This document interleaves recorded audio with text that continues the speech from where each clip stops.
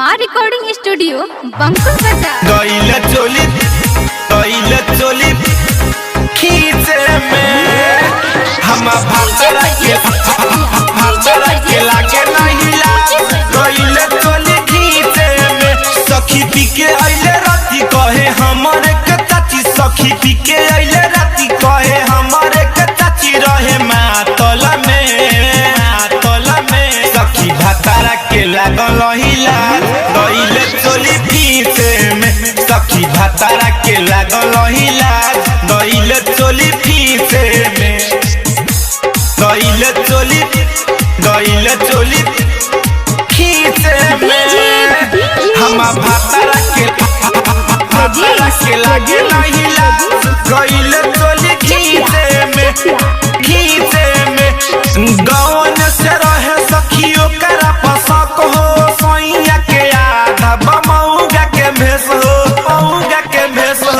गौन से रहे सखियों करा पसक हो।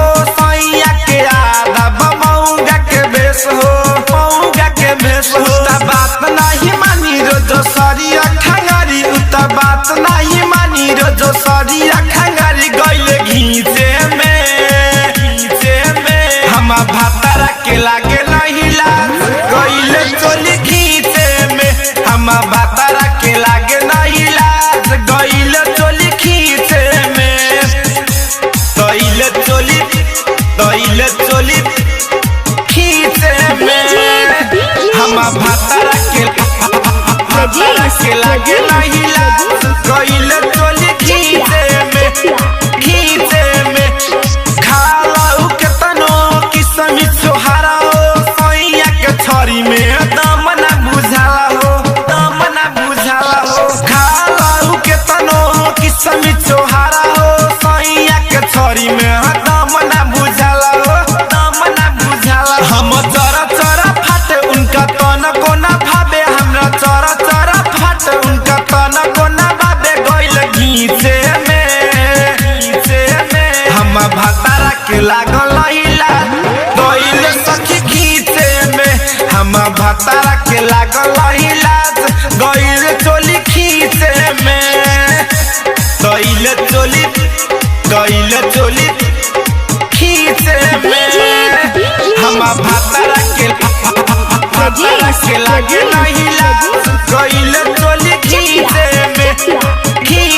में राइट मशीन दलन के बात बा।